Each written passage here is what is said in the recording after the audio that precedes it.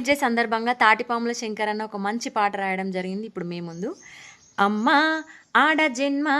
నువ్వు లేకుంటే లోకమేదమ్మా, అమ్మా ఆడ జన్మ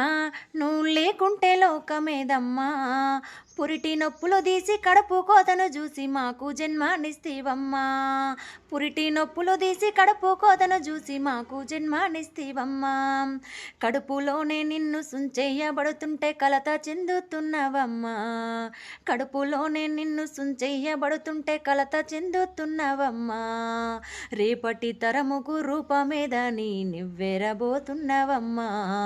రేపటి తరముకు రూపమేదని నివ్వెరబోతున్నవమ్మా,